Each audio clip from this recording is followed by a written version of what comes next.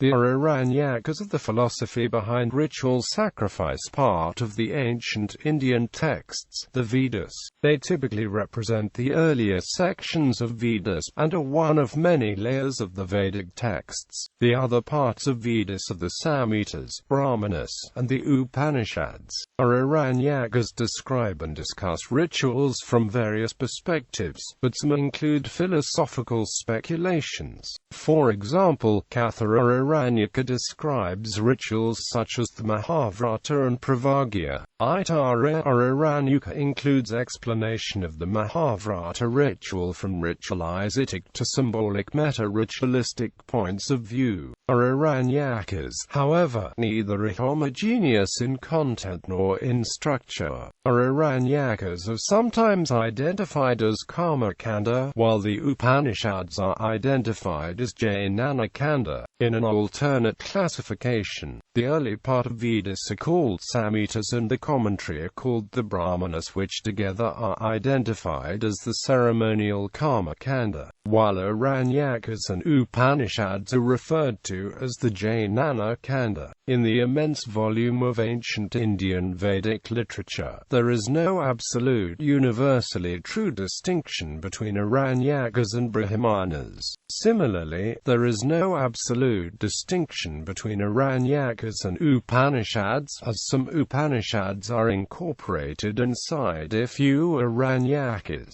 Aranyakas, along with Brahmanas, represent the emerging transitions in early Vedic religious practices. The transition completes with the blossoming of ancient Indian philosophy from external sacrificial rituals to internalized philosophical treatise of Upanishads. Etymology. Aranyaka literally means produced, born, relating to a forest, or belonging to the wilderness. It is derived from the root aranya, which means forest, wilderness. Two theories have been proposed on the origin of the word Aranyakas. One theory holds that these texts were meant to be studied in a forest, while the other holds that the name came from these being the manuals of allegorical interpretation of sacrifices for those in vanaprastha stage of the life, according to the historic age-based ashrama system of human life. Taittiriya 2 says, from where one cannot see the roofs of the settlement, which does not indicate a forested area. Discussion. Structure. Aranyakas are diverse in the structure. Jan Gonda summarizes the structure of the Aranyakas as little homogeneous as the contents. Some portions have the character of a Samhita, others of a Brahmana, others again of a Sutra, according to the material that, varying from Veda to Veda, and from school to school, was collected in an Aranyaka corpus.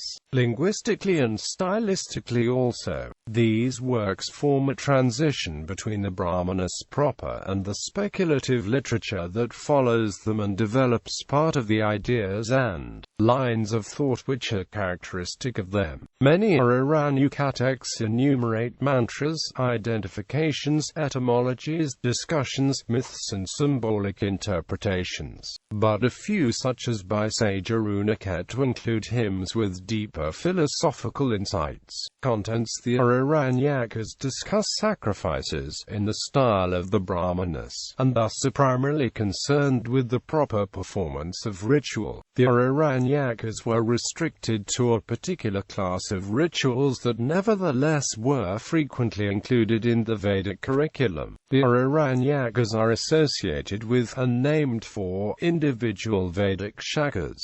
Rigveda. Aitareya Aranyaka belongs to the Aitareya Shaka of Rigveda. Kaushitaki Aranyaka belongs to the Kaushitaki and Shankhayana Shakas of Rigveda. Yajurveda. Taittiriya Aranyaka belongs to the Taittiriya Shaka of the Black Yajurveda. Maitrayana or Aranyaka belongs to the Maitrayana Shaka of the Black Yajurveda. Katha Aranyaka belongs to the Katha Shaka of the Black Yajurveda. Brihad or Aranyaka in the Madhyandina and the Kanva versions of the White Yajurveda. The Madhyandina version has 9 sections, of which the last 6 are the Brihad Aranyaka, Upanishad, Samaveda Talavakara or Aranyaka Ajaminiya. Upanishad Brahmana belongs to the Talavakara Ajaminiya Shaka of the Samaveda, or Aranyaka. Samhita is not a typical Aranyaka text, rather the Purvachika of the Samaveda. Samhitas has a section of mantras, called the Aranyaka Samhita, on which the Aranyagana Samans are sung.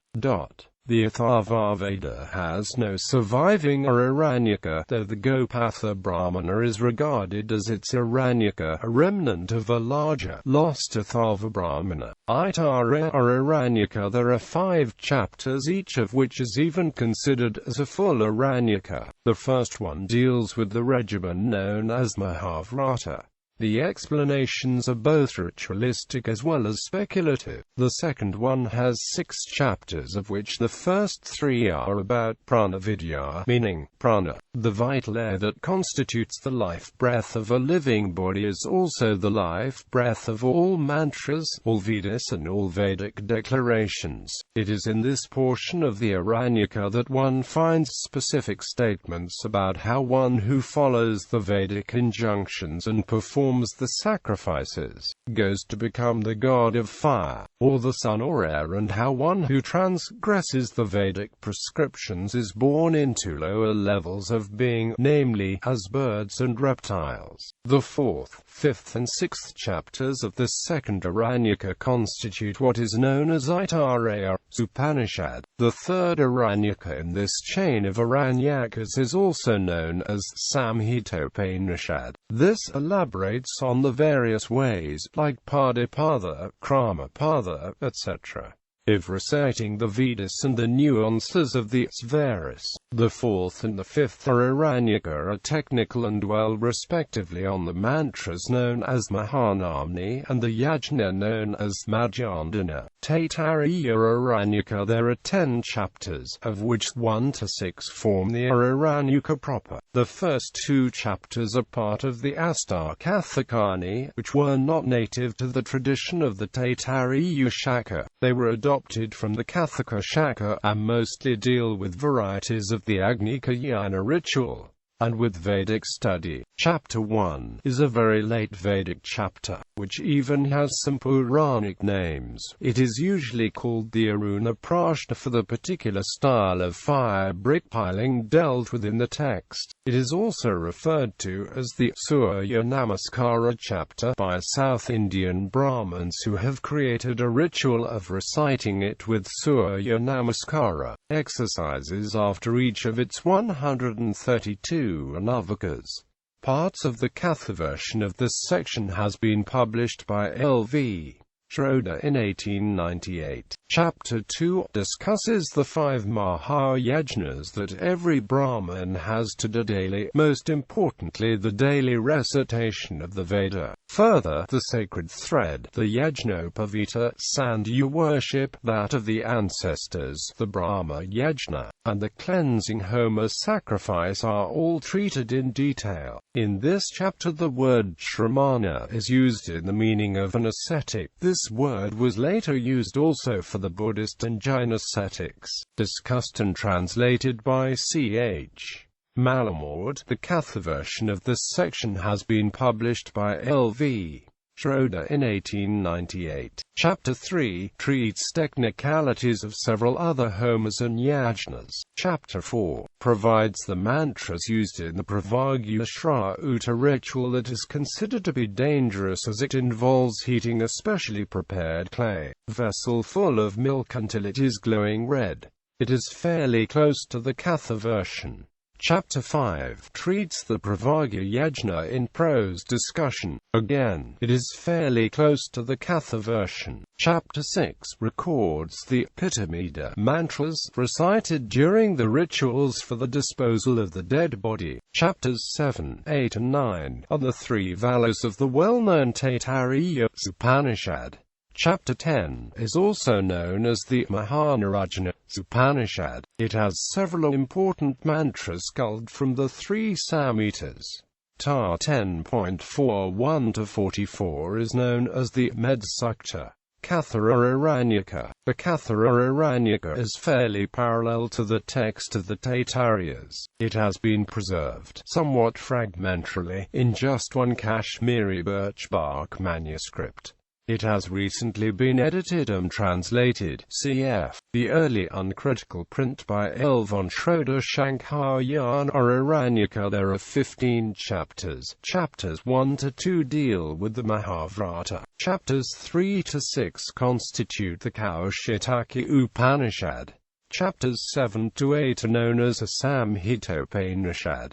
Chapter 9 presents the greatness of prana. Chapter 10 deals with the esoteric implications of the Agnihotra ritual. All divine personalities are inherent in the Purusha, just as Agni in speech, value in prana, the sun in the eyes, the moon in the mind, the directions in the ears and water in the potency. The one who knows this, says the Aranyaka, and in the strength of the conviction goes about eating, walking, taking and giving, satisfies all the gods, and what he offers in the fire reaches those gods in heaven. Chapter 11 prescribes several antidotes in the form of rituals for warding off death and sickness.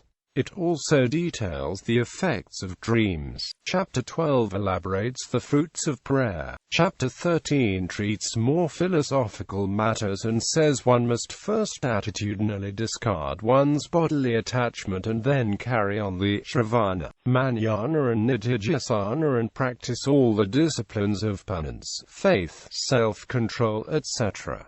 Chapter 14 gives just two mantras. One extols the I am Brahman mantra and says it is the apex of all Vedic mantras. The second mantra declares that one who does not get the meaning of mantras but only recites Vedic chants is like an animal which does not know the value of the weight it carries.